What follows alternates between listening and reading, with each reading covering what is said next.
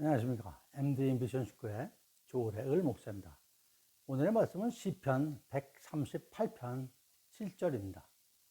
내가 환난 중에 다닐지라도 주께서 나를 살아나게 하시고 주의 손을 펴사 내 원수들의 분노를 막으시며 주의 오른손이 나를 구원하시리이다.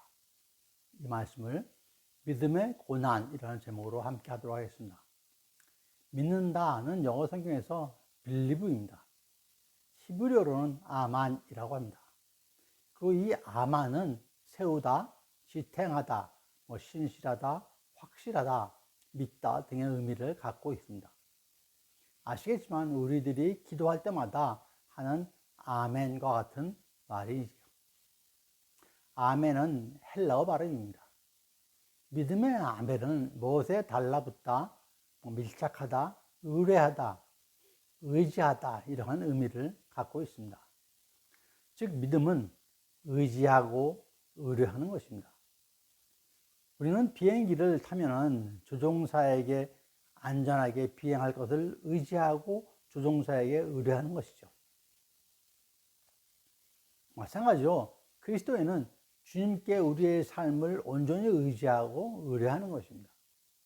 로마서 10장 9절에 내가 만일 내 입으로 예수를 주로 시인하며 또 하나님께서 그를 죽은 자 가운데서 살리신 것을 내 마음에 믿으면 구원을 받으리라 라고 하십니다. 믿음은 마음에서 나오는 것입니다. 그런데 그 마음은 전체 인격을 말합니다. 마태복음 12장 34절에 마음에 가득한 것을 입으로 말한다 라고 합니다. 성경에서는 대부분 마음을 단순히 감정만 뜻하는 것이 아니라 인격의 중심, 인격의 전체를 의미합니다. 그 사람의 감정이나 지성만이 아닌 그 사람 인격 전체, 그의 존재의 모든 것을 포함하는 총체성으로 믿는다라는 뜻이 될 것입니다. 더러는 성경 지식이 많은 사람이 안 믿는 경우도 있죠. 이런 것처럼 믿음이라는 것은 단순히 이해의 문제가 아닌 것이죠. 에베소서 2장 8절에 너희가 그 은혜를 인하여 구원을 얻었나니 이것이 너희에게 난 것이 아니요 하나님의 선물이라 라고 하십니다. 내 속에 있는 나의 마음이지만 이것이 나의 마음대로 되는 것이 아닌 거죠. 성령님께서 우리의 마음에 오셔서 변화를 주셔야 하는 것입니다. 변화의 선물을 주셔야 하는 것이죠. 믿음은 성경적 지식을 머리에 채우는 것이 아니라 성경의 말씀이 나의 마음을 변하게 성령님께서 움직여 주셔야 하는 것입니다. 로마서 강해의 저자 로이드 존슨 박사께서는 사람들에게 있어서 문제는 머리에 있는 것이 아니라 마음에 있는 것이다. 문제는 지성적인 것이 아니라 그 인격의 가장 깊은 내밀한 곳에 있다라고 말씀을 하십니다. 베드로와 제자들이 어땠습니까? 그들이 온전히 예수님을 신뢰하고 의지함으로 믿었을까요? 그들에게 소위 말하는 마음속 깊이 뿌리내린 믿음이 있었나요?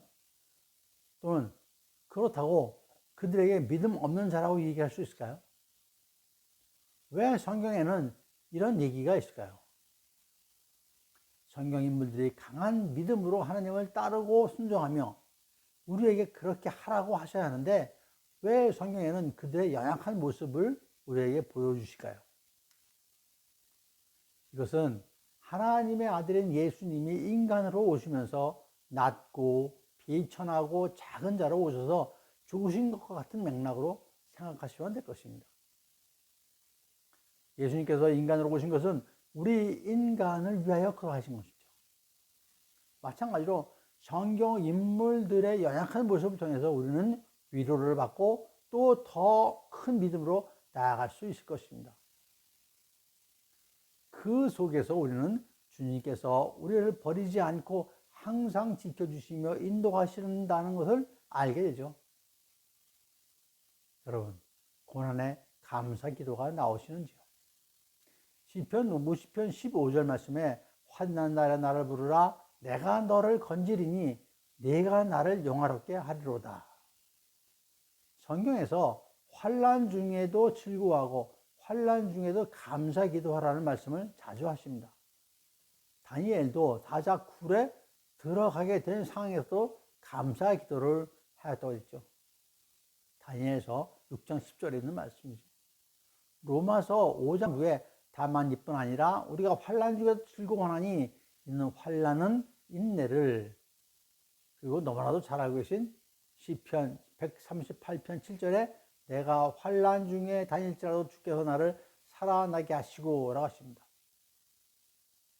환난과 고난의 시간에 주님을 보아야 합니다. 상황을 보고 나를 보는 것이 아니라 우리의 시선을 십자가로 돌려 십자가를 보아야 합니다. 고난을 보는 것이 아니라 주님의 영광을 보아야 할 것입니다. 그러면 그 고난의 상황은 축복의 기회가 될 것입니다. 이렇게 믿음으로 고난을 이겨내는, 십자가로 고난을 이겨내는 저와 여러분 모두가 되시기를 간절히 축원드립니다. 감사합니다.